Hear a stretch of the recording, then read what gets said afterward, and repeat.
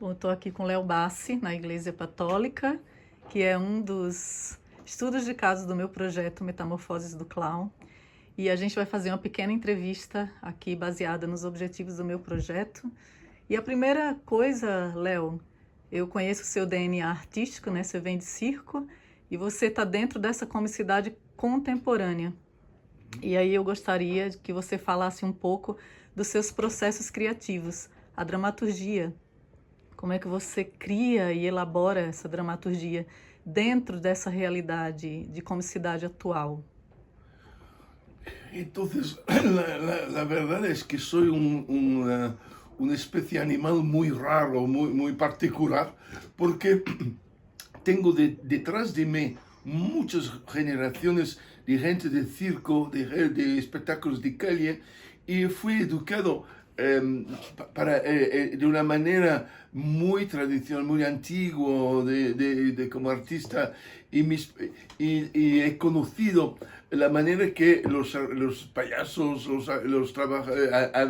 han creado sus obras desde el alba de la humanidad, una cosa muy familiar, muy directo, pero del otro lado, mi vida ha sido también totalmente contemporáneo, trabajando en televisión, presencia en internet, trabajando en Nueva York, en la vanguardia teatral de Nueva York, otras cosas. Y entonces soy un híbrido. De un lado, esta cosa muy tradicional, muy personal, soy un solitario. Me gusta hacer todo yo mismo, uno de mis límites también, porque soy un pequeño artesano haciendo sus decorados, sus cosas, pero en el mismo tiempo un ávido utilizador del Internet, horas al día haciendo investigaciones, intentando también de comunicar y hablar con las mejores personas en cada uno de los gremios. Yo quiero ser rodeado de los mejores ayudantes y tener conversaciones estimulantes. Entonces, ¿cómo funciona? Tengo una idea dentro de mí, algo que me ha tocado de la realidad contemporánea o de las relaciones humanas, y, y elijo un espectáculo porque me da placer investigar este argumento. Finalmente, mis obras son mis placeres, lo hago porque me gusta, me interesa un argumento, me interesa una relación humana, y quiero tener el placer de adentrarme más dentro, conocer más lo que hay atrás. Y entonces cada uno de mis espectáculos es un regalo que hago a mí mismo, es una manera de obligarme, de cierta manera, de aprofundir esta investigación.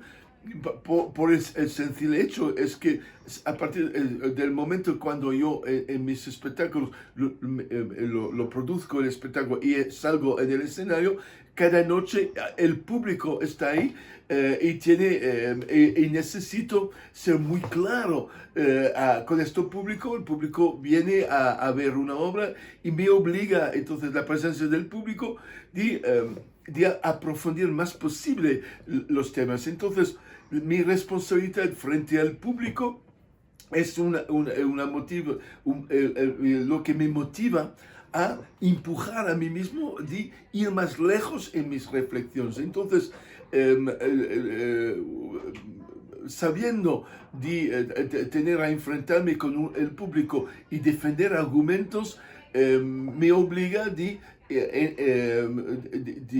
conocer más a los argumentos que me interesan. Entonces, la cosa maravillosa también atrás es que no necesito, no lo hago por razones económicas.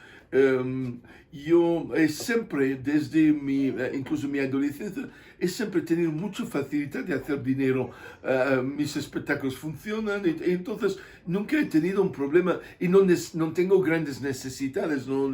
A nivel de consumo y todo. Entonces yo tengo el dinero que continuamente me permite de hacer las obras que quiero hacer. Entonces no tengo limitaciones de subvenciones de económicos o de discusiones con entes para prestar dinero. No, yo tengo el dinero que me permite de aprofundir los temas que me gustan y que se transformen en espectáculos. Y estos espectáculos generan más dinero para seguir haciendo las producciones que yo quiero. Y así tengo 70 años y la cosa no para.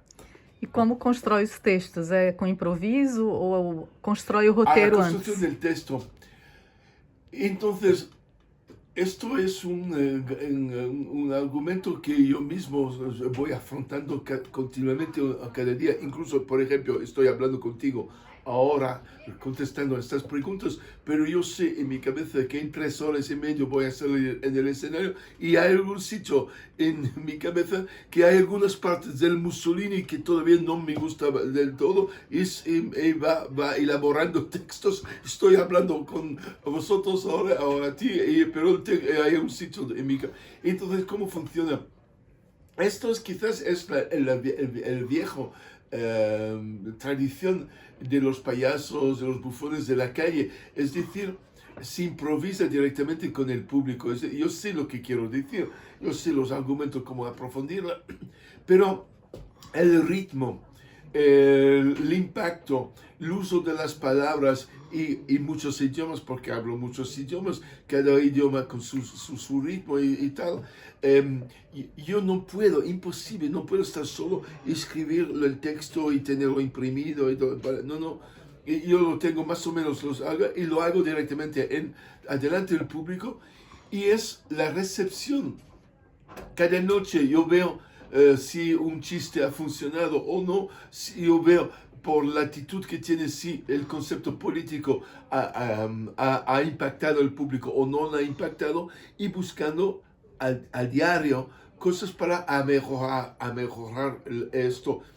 Pero llega un momento donde mis intenciones originales del espectáculo se concretizan del todo. Y a lo mejor después de 6 meses el espectáculo ya existe.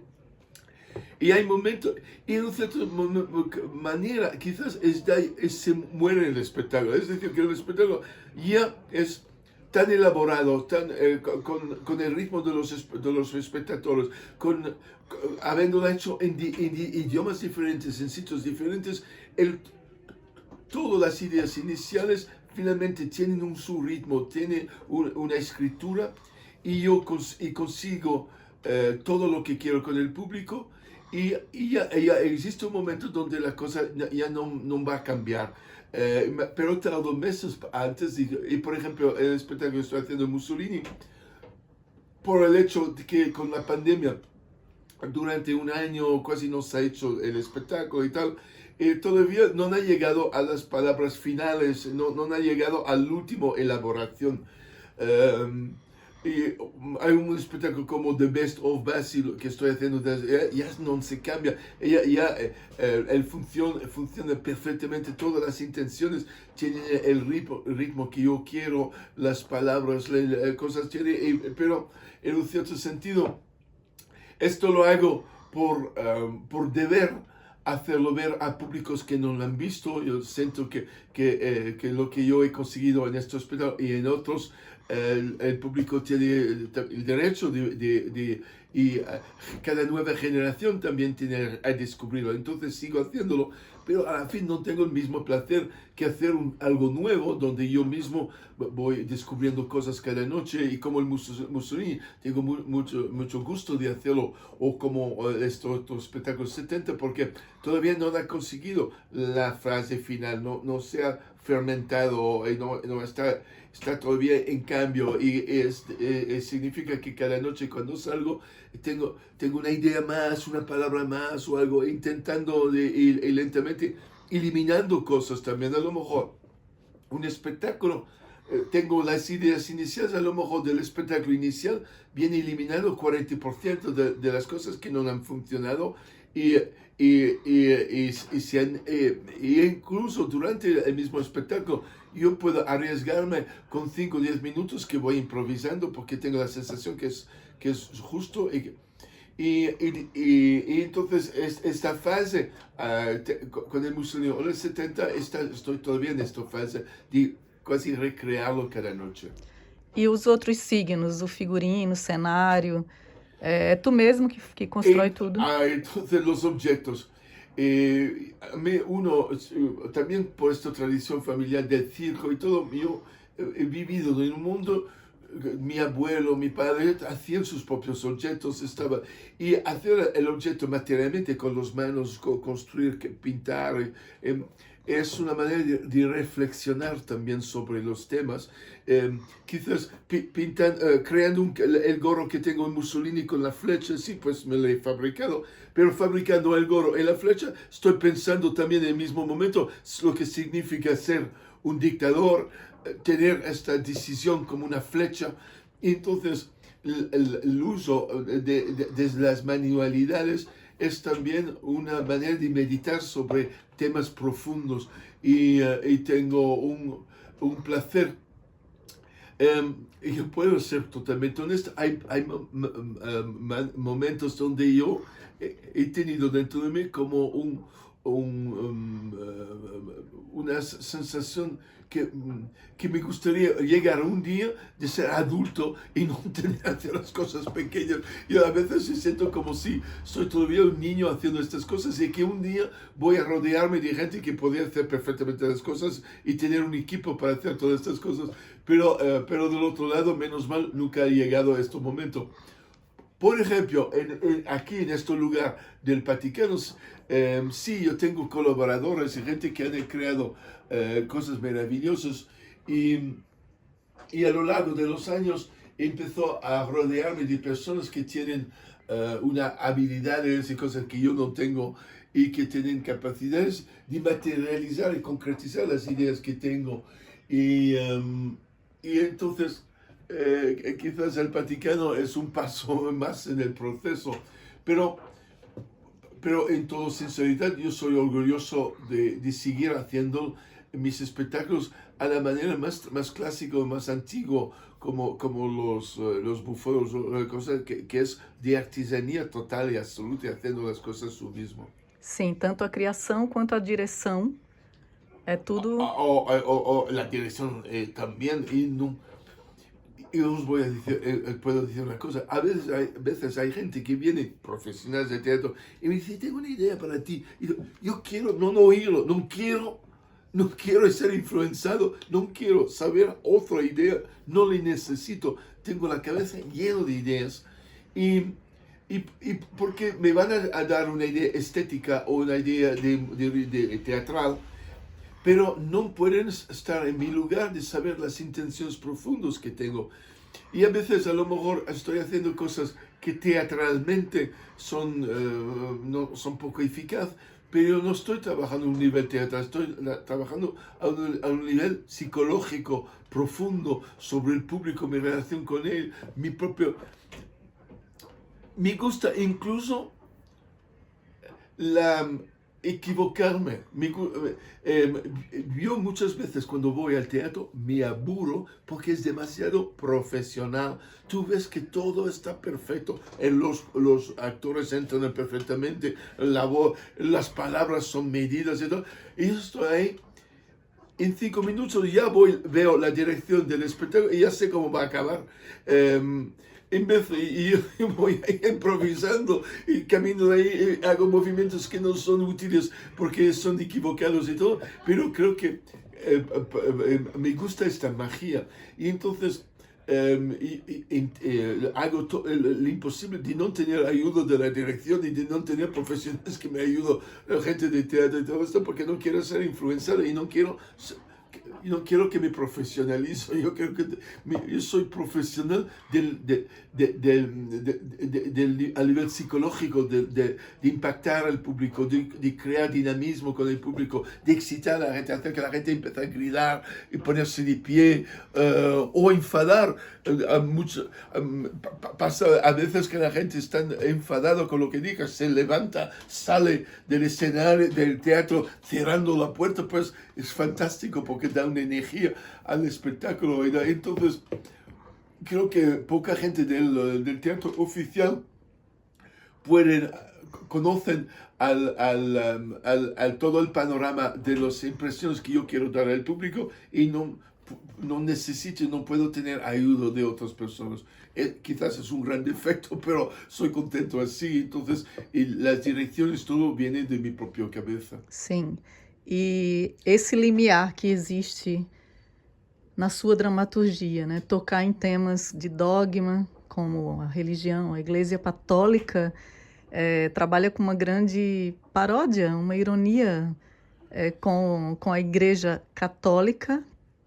É um dos temas, mas tem também o fascismo que trabalha e o Mussolini. São temas delicados, profundos. Como é trazer a comicidade para isso? Então, como he dicho, como todo esto está improvisado y intentando de seguir mis instintos, muchas veces, o casi siempre, no empieza con las ideas muy claras. Yo no he empezado en la Iglesia Católica con la idea de decir que me voy a imitar la Iglesia Católica y voy a reírme de esto, o yo el Mussolini y la primera cosa es, yo sé que quiero decir algo frente a las religiones, y en mi caso, como la religión católica es la religión que más he conocido, como una familia italiana y todo, entonces yo a veces pienso que si yo hubiera nacido en un país árabe o todo, yo hubiera hecho una mezquita y todo, porque era de reírme de la religión de mi mundo. Entonces, pero no, la idea inicio no era de reírme, era, en un cierto sentido, me gustaba la magia de las iglesias, el barroco, los olores de incienso, todo esto, pero alucino siempre de esto, y las sonoridades, la música y todo, pero al mismo tiempo me parecía todo equivocado, que no habla de nuestra realidad de hoy, que es una energía del pasado que no tiene. Y entonces, no es que voy en una iglesia y diga, voy a criticar todo esto y eso es terrible. No, yo soy un poco como un niño, que hay cosas que me gustan, pero no en la teoría religiosa, pero en la sensibilidad, los olores, las cosas, las luces, una iglesia, una luz que entra ahí, me encanta, pero me estimula, me inspira, pero para decir el contrario, yo no creo, yo soy un ateo convencido,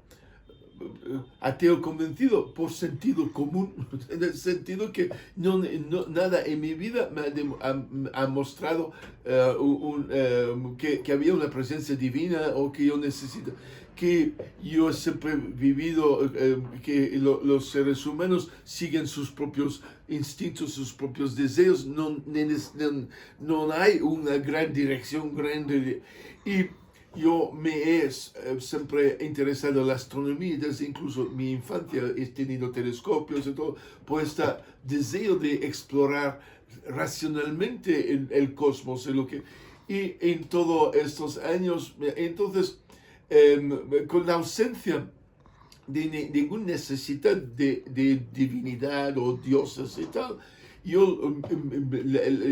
mi actitud con la Iglesia Católica en particular era estética, y con la idea teatral, de circo incluso. Los circos antiguos tenían las cosas en oro también, mucho color rojo en el circo, el sipario, las cortinas y todo, y muchas cosas de la iglesia. Entonces el circo imitaba, hasta mis abuelos imitaba la iglesia, las cosas, para dar magia al público.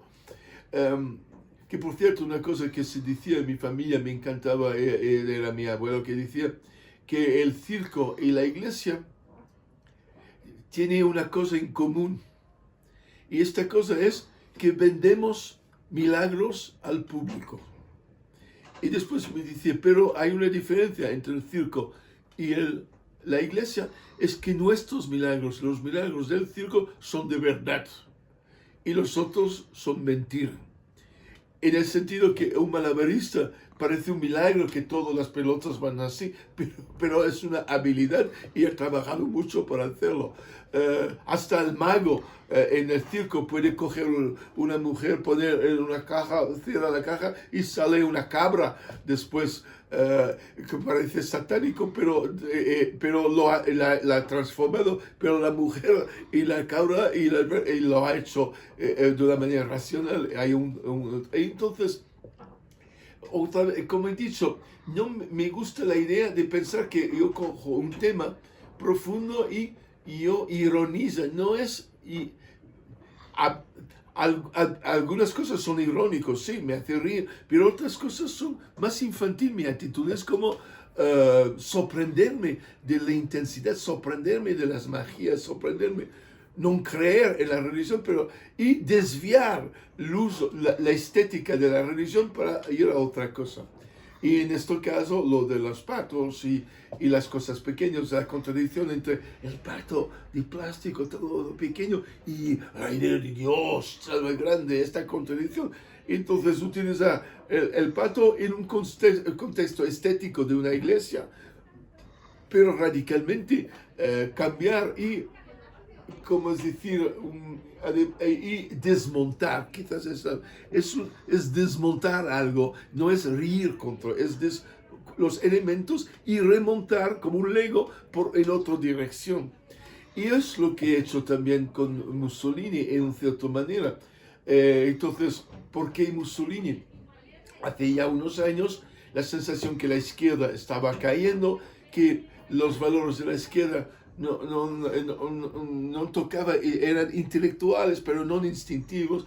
Y este deseo instintivo de vivir algo grande, jóvenes, chicos también, con esta idea de una patria, defender, atacar y todo. Entonces, yo tenía la sensación que el fascismo podía volver. Y entonces, ¿quién mejor que Mussolini para conocer el fascismo? Entonces, como italiano tenía ya muchas ideas de lo que era Mussolini, pensaba conocer bien Mussolini como italiano y he descubierto algunos años atrás, empezando a leer la historia, que no era el Mussolini que me habían contado. La narrativa de Mussolini era muy diferente. Actual era muy diferente del Mussolini histórico, de lo que había pasado. Y de la misma manera, desconstruir y remontar Mussolini de otra manera. Cada vez, al fin, hay algo que es común en todo esto, y esta cosa común es buscar la verdad, buscar qué es de verdad una religión, qué hay por debajo al catolicismo, qué es de verdad el fascismo, qué hay debajo al fascismo. Y después tú descubres que la sociedad tiene una narrativa que esconde la realidad. Esta narrativa no es neutro, son la gente que tienen el poder hoy, el verdadero poder del dinero, poder de la vitalidad, poder que escriben la historia a su manera para sus intereses. Entonces descubro que la gente que habían creado a los dictadores, que habían creado a Adolf Hitler, había después cambiado la narrativa para poner todas las culpas de lo que había pasado sobre dos hombres que eran los malos, muy malos, y todo el resto eran muy buenos, y que Italia había caído en el desastre, Alemania, porque había un hombre malo y todos los otros muy buenos. Si uno busca la verdad, la cosa es mucho más complicado, y después descubres que los verdaderos malos han cambiado la historia para esconderse, para protegerse. Entonces, una cosa también importante, cuando yo empiezo el proceso como del Vaticano o del Mussolini, o otras cosas también sobre otros espectáculos que he hecho sobre el mundo indígena de los indios mapuche, por ejemplo, había hecho hace muchos años atrás un espectáculo sobre temas. Yo empiezo el espectáculo con una idea y aprendiendo cosas, mi idea cambia. Y hasta cambia radicalmente. Me he dado cuenta que incluso con esto, yo empezó, sí, con la idea de hacer como una iglesia, como la iglesia católica, y de hacer una crítica cómica sobre la iglesia católica, pero al fin me he dado cuenta que era mucho más complicado lo que hacía, que la gente, mucho más sincero y menos menos una crítica de la Iglesia Católica y más una investigación sobre la magia de un pacto de plástico. Empezó a amar más los pactos de plástico e investigar. Y de la misma manera empezó con la idea de hacer un espectáculo sobre fascismo y todo, y lentamente descubro que Mussolini es mucho más complicado de lo que parecía. Y en ciertos aspectos, algunos aspectos de Mussolini lo entiendo y empecé incluso a amarlo, ciertos aspectos de su identidad. Y entonces pasa esas cosas que yo me pongo en un proyecto y el proyecto me supera y me va guiando y por intuición me lleva a terrenos que no conocía. Y para mí es maravilloso también de sentir que una historia coge el control de tu cabeza y te lleva sin saber dónde vas a acabar. Y yo, sorprendido de mí mismo, sorprendido de sentir y tener ideas y sentir sensaciones que yo no sabía que existía dentro de mí, que no sabía que había eso. Y entonces descubrir mí mismo trabajando sobre argumentos y sobre historias. Você acha que existe uma comicidade contemporânea? Perdona? Existe uma comicidade contemporânea? Então, y comicidad contemporánea. Cada generación tiene una comicidad contemporánea. Esto, últimamente, incluso en una charla de esta semana se ha hablado de estos temas y son muy interesantes. Es que la comicidad es una reacción frente a una realidad política, existencial, un momento cultural. Y ningún movimiento cultural es un río el mundo, la civilización. Y el río parece el mismo, pero el agua no es nunca un río. El agua ha pasado, es siempre otra agua, con otras historias. Y entonces, cada generación que nace tiene esta reacción, la comicidad es innato, hay algo, y cada generación se ríe con las cosas que tiene a su alrededor. Y entonces hay esta actualidad, pero ahora, si tú eres dueño de tu destino, mucha gente vive su vida y sigue el flujo del río sin tomar decisiones y todo esto. Pero por muchas razones yo me siento muy fuerte, me siento en control de mi destino y me permite de mirar el contexto social donde estoy. Y entonces yo no hago una comicidad instintiva con mi sociedad. Yo voy observando la sociedad. Yo constato que hace 10 años la sociedad era una cosa y ahora hoy es otro. Y yo intento de estar al día continuamente, estar informado. Yo, quizás si yo no hubiera sido cómico, podría haber sido periodista. Me encanta saber de la realidad. Y creo que los grandes payasos y los grandes humoristas eran periodistas a la fin y utilizaban el humor como manera de expresar sus opiniones sobre, en vez que una opinión seria sobre la realidad, expresa. Pero yo tengo un hambre de conocer la realidad, de seguir. Intento hablar con jóvenes, gente de 18, 20 años que le interesa dónde van, qué son sus cosas. tengo la suerte de tener hijos y también un hijo muy pequeño y voy siguiendo sus intereses. Estoy aprendiendo, por ejemplo, lo que son los gamers en internet, siguiendo los gustos de mi hijo de 10 años. Y mi hijo está en conversaciones con todos sus amigos y veo que todos estos niños tienen referencias ya, están ya formando una cultura que va a ser totalmente diferente de la mía, que va a tener un humor que va a ser diferente. Por ejemplo, mi teléfono móvil, celular, está lleno de aplicaciones que yo no le he puesto. Mi hijo, está llenando de aplicaciones. Y yo veo aplicaciones y hay aplicaciones cómicas, aplicaciones que cuando una persona habla, con la puedes poner un gorro o una cosa y transformar en un imbécil. Entonces y haces así y lo transformas en payaso con la aplicación. Y esto es una manera, va a ser manera suya de reírse de la realidad utilizando algoritmos complicados, pero me encanta, intento mantenerme siempre entonces si un humorista es intenso y vive intensamente, va a ser continuamente influenciado por la realidad.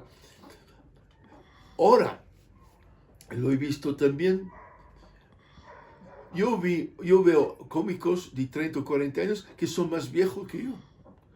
Cómicos que han llegado a 20 años a grandes éxitos, que a lo mejor su intención no era de ser cómico, era a lo mejor de ser muy rico y tener dinero. Y entonces encuentran un sistema para hacer reír de su momento. Quizás no es muy creativo y se queda. Y yo veo gente que son como más, que se han quedado con el mismo humor que cuando tenía 20 años porque ha funcionado, porque con esto han podido comer y hacer dinero.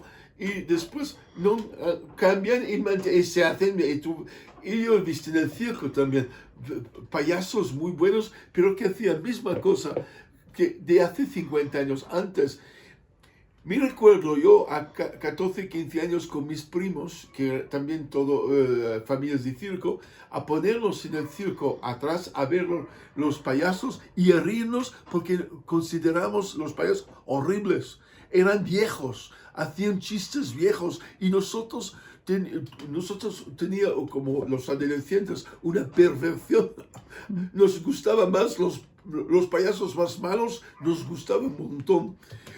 Un poco como después el payaso It, el payaso malo, asesino, pues nosotros éramos ya a buscar los payasos asesinos, pero asesinos por el mal gusto y asesinos de su propia profesión porque eran horribles.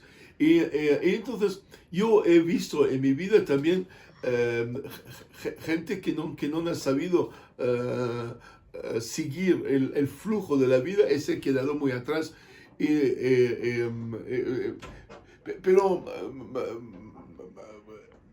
es una cuestión de vitalidad. Yo he tenido suerte que nació en mis padres, en mi vida, me ha dado mucha vitalidad y esta vitalidad me ha hecho creativo. Você acha que existe uma diferença entre palhaço e bufão ou não? Es una gran discusión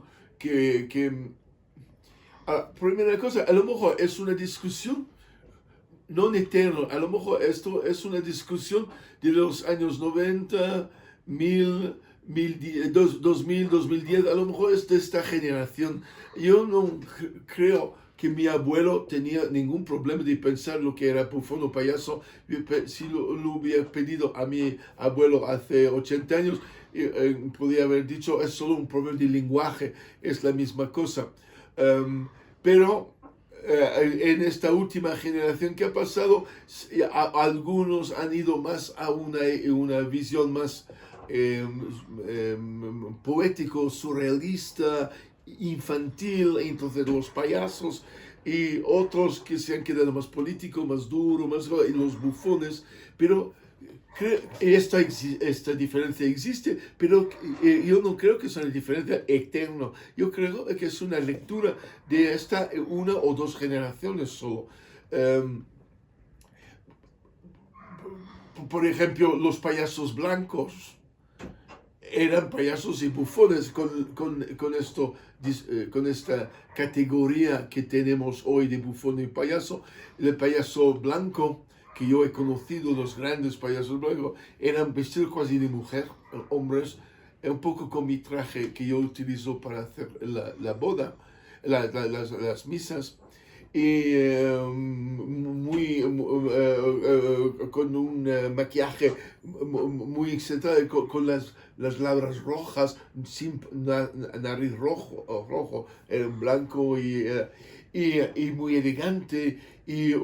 Pero pero yo vi estos payasos elegantes, surrealistas, dicen cosas políticas, pero no directamente, pero por ahí, y el público macho también reírse, porque hablaba también de sexualidad y todo, pero con la elegancia y la inocencia de los payasos, entonces parecía como alguien muy inocente, pero la interpretación de lo que dice era muy adulto,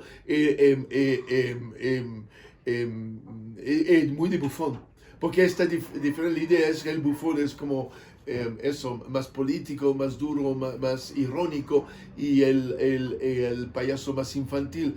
Pero uno puede parecer infantil y ser muy irónico. En la historia de la comicidad, las fronteras eran abiertas. Uno pasaba así, no era claro. Y, y Y ahora, quizás para decir algo malo, es también posible que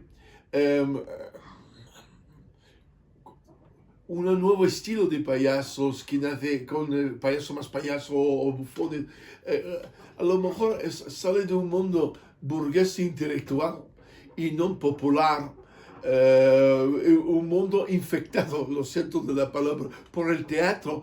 A lo mejor es un mundo de payasos más teatrales, pero que con mi punto de vista, pero sin la fuerza visceral de los verdaderos payasos. Y entonces, últimamente, cuando me piden el bufón, el payaso, la diferencia y todo, me parece que es una pregunta que sale más de una visión teatral y una visión intelectual y burgués, y no una visão visceral e popular de lo que é ser palhaço. Sim. Na academia isso é muito questionado. Nos livros, os novos escritores e investigadores da palhaçaria gostam de falar sobre isso e de colocar, sim, categoria com relação à dramaturgia, né, que o bufão aponta para a sociedade os seus erros, defeitos, e a sociedade ri de si mesma através do bufão, e o palhaço aponta para si mesmo. É isso que está escrito, né, nessas novas gerações. E tem também os bufões clássicos, deformados. Uma coisa, por experiência personal, os palhaços nunca han hecho payaso por perquise personal. Porque la gente pobre tiene hambre y necesitaba continuamente tener un público y hacer reír al público. Entonces, si haces reír al público con cosas más interiores y todo, si el público no lo entiende, si el público no se ríe, el público después no vuelve a ver el espectáculo. Entonces, lo veo como un lujo. Este payaso que explora interiormente, busca el niño que está en él y todo esto. Esto es un lujo de personas que no tienen hambre, un lujo de personas burguesas. La realidad eterna de la lucha para conquistar el público. Si tú haces reír, para mí hay una cosa clara. Un payaso existe porque hace reír. El bufón existe porque hace reír. Si en un espectáculo de payaso el público es silencioso y el payaso está ahí buscando su cosa y no hace reír, no es payaso, es teatro. Puede ser muy interesante, puede ser una investigación interior personal profundo o poético, pero no es payaso. Payaso hace reír. Y ahora hay muchas maneras de hacer reír. Puede hacer reír hablando. Woody Allen, por ejemplo, ha hecho reír durante 50 años hablando de sus problemas sexuales.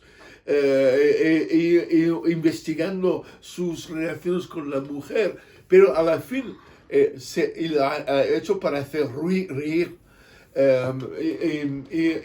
Entonces, a veces yo tengo una reacción un poco violenta frente a nosotros somos payasos, pero no nos interesa hacer reír, estamos explorando nuestra identidad.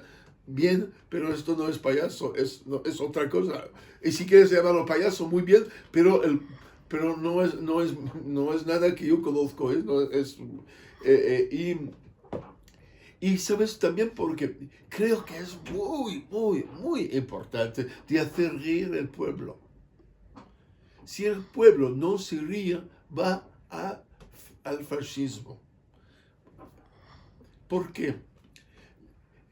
Yo estoy hablando de esto, reír instintivo, no el reír intelectual, el reír instintivo. Tú vas ahora en la calle y hay las personas más populares que limpian las calles y le coges y consigue coger su atención. Después tocarles y hacer que tú pones en duda la realidad. Tú haces de la realidad algo más profundo por ellos, más interesante, menos aburrido. Si tú te ríes, tú vives, la vida es mejor. El fascismo viene cuando la gente se aburre, cuando no hay relación intelectual o cultural entre las personas, cuando las cosas se hacen pequeñas.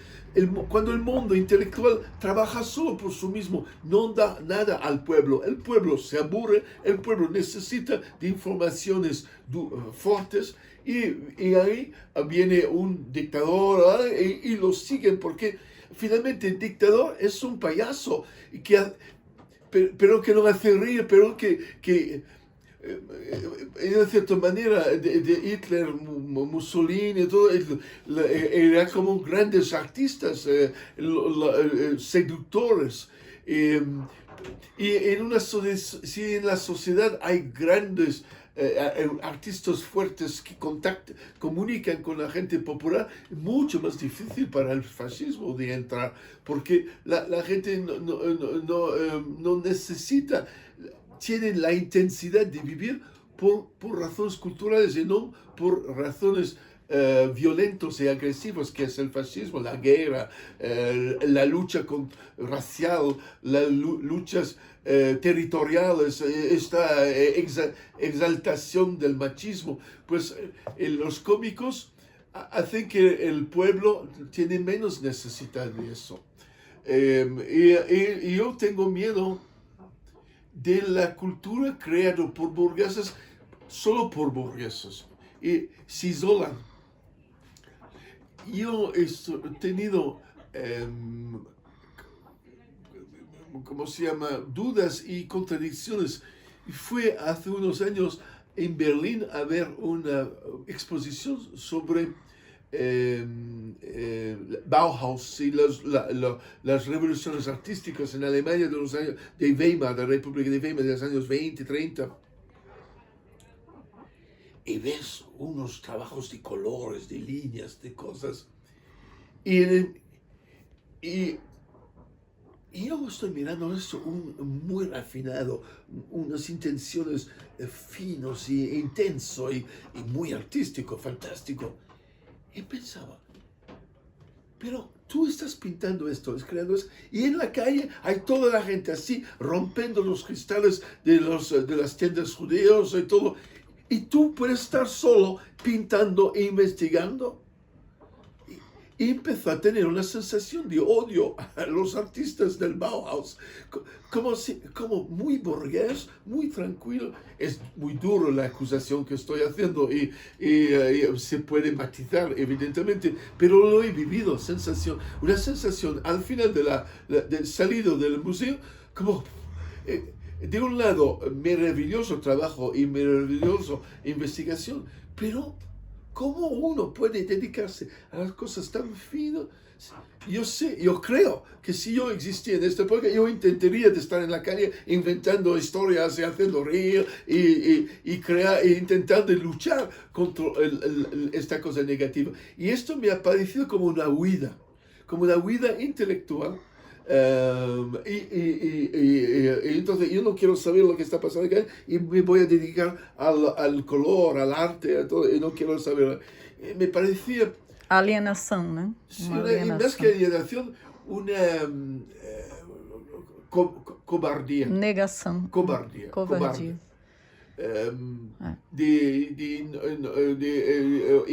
Algo egoísta. Yo quiero buscar mis personas. Y entonces, a lo mejor hay algo de egoísta en una nueva forma de payaso también, de buscar interior y todo esto. Hay un poco de egoísmo y quizás un poco de cobardía, de no ir a enfrentarse con las realidades de las personas de hoy. Muy duro lo que estoy diciendo, abierto a matizar, pero pues son sensações que tenho. E qual o riso que você quer ver no mundo? O riso, Sí. la risa, que você quer para o mundo. Entonces, aquí adelante al Vaticano, yo he puesto unas letras en latino con ibi dubitum, ibi libertad. Donde hay dudas, hay libertad. Increíblemente he descubierto que en los edificios de la época romana, hace 2000 años, se ponía esta frase: donde hay duda, hay libertad. Increíblemente profundo como reflexión democrática. Lo que la dictadura y los fascistas no quieren es duda, no puedes dudar en nada. Lo que la religión no quiere es que los fieles dudan sobre Cristo, Dios, Jesús, Dios. Pero el mundo romano dice, si tú dudas, pues hay libertad ahí, y la libertad es de no tener certidumbres, de tener... Y entonces yo creo que esa es la risa que a mí más me gusta. Es la risa que crea dudas. Tú te ríes mucho porque el cómico, la payasa ha encontrado las contradicciones y todo. Y te pone en duda las convenciones de tu época, te pone en duda los valores profundos. Y creo que la libertad es una lucha continua para liberarnos de las convenciones. Y es una lucha que nunca acaba. Tú has liberado de una convención, está ya entrando en otra convención. Y hay que romper esta otra convención y después hay otra. Y entonces, un deseo de no ser encerrado en una convención, en una jaula que es la convención de tu época. Y la comicidad te rompe esto y da alegría, sensación de libertad. Creo que la risa es cuando el mamífero que somos siente que somos protegidos y que tenemos libertad. A lo mejor esta exigencia de valores, es miedo de la muerte, miedo del desconocido. El mamífero se protege por el miedo de morir, pero si tú eres muy fuerte y puedes superar los miedos, la comicidad te ayuda a superar esto y te hace más fuerte. Y creo que el público sabe esto. El público se ríe de un payaso, ama el payaso, porque sabe que el payaso es algo fuerte, la comicidad, y que esta persona sabe cosas profundas y da ganas de dejarnos en manos de una persona que que es tan fuerte que puede poner en duda las convenciones. Ok, muito obrigada, Léo. Queria fazer mais perguntas, mas essas são as essenciais para esse projeto. No ha hecho el bling bling todavía, entonces si quieres seguir algo o como quieras. No. Tem uma coisa que você falou na nossa conversa anterior sobre as palhaças, né? Sí, sí, para mí es muy importante. Você acha que houve ou está havendo uma atualização do feminino no circo? Entonces, sí, y creo que es revolucionar en la sociedad. Está rompiendo convenciones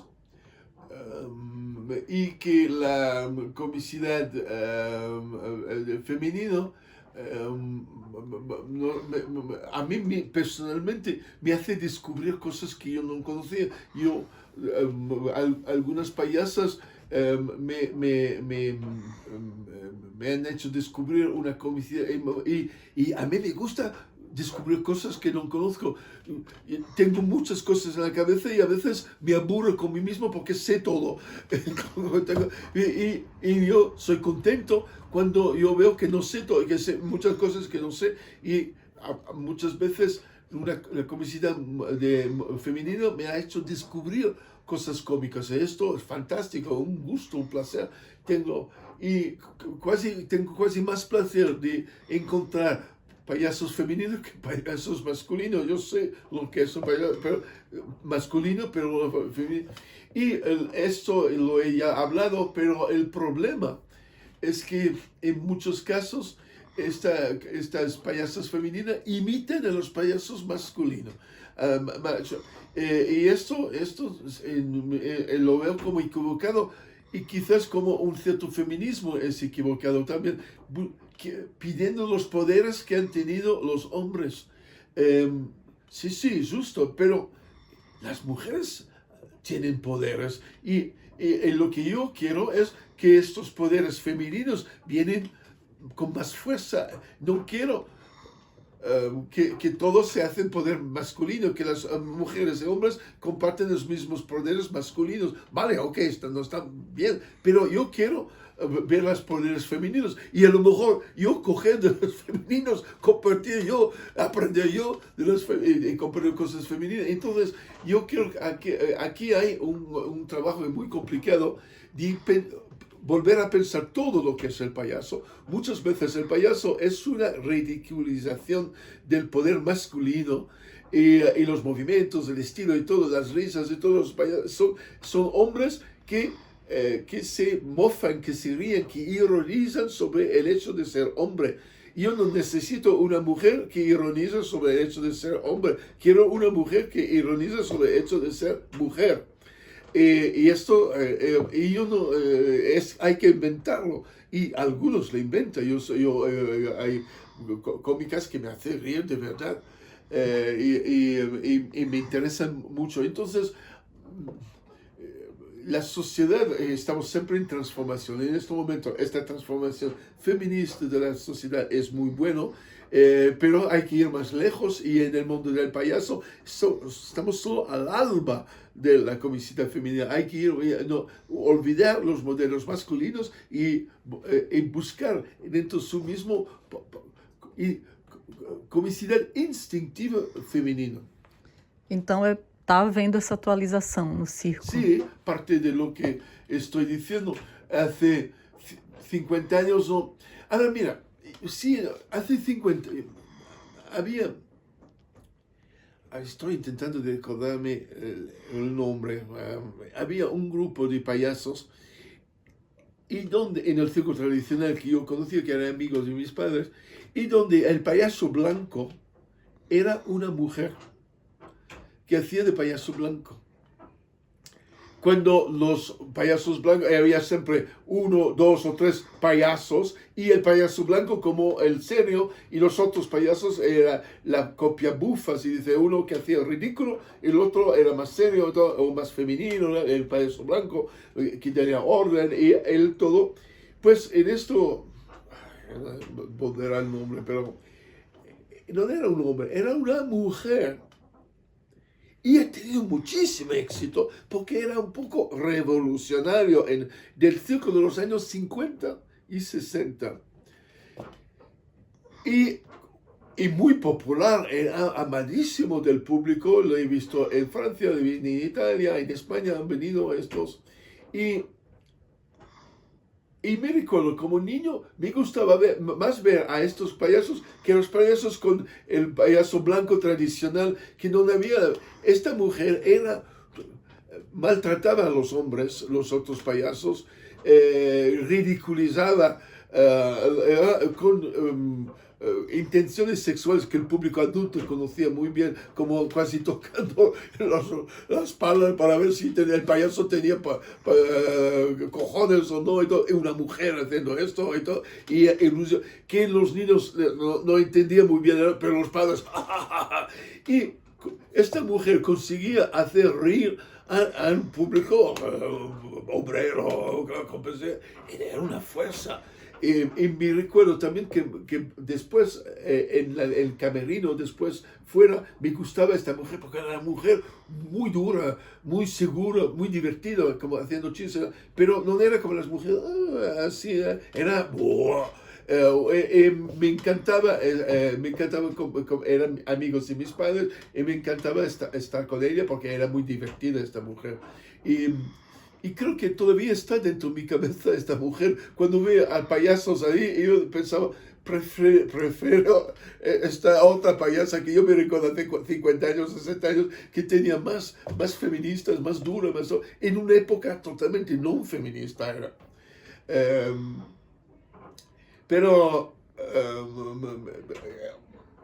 la cosa también muy esencial, tú puedes hablar 24 horas de la comicidad y tampoco has empezado. Es tan complejo el problemática, tan rico de diferentes, va en muchas direcciones lo que es la comicidad, hasta de la psicología, hasta biológicos, razones biológicas profundos y tal, que nunca se va a parar. Estoy leyendo últimamente una cosa sobre el sentido de la risa de los perros.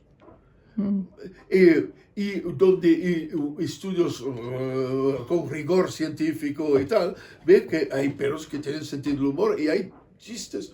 O tú ves cachorros, pequeños perros con su padre o la madre, 3 o 4 saltan los pequeños y van tirando la oreja. Y tú ves cómo los niños van jugando con su mamá, los pequeños, y la mamá como, basta, stop, la mamá pera enfadada, y los pequeños ahí, y entonces como payasos, y entonces quizás la risa no es solo una cosa antropomórfica que va en otro.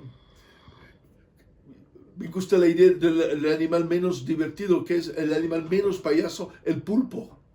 Es como el animal más serio del mundo, es el pulpo.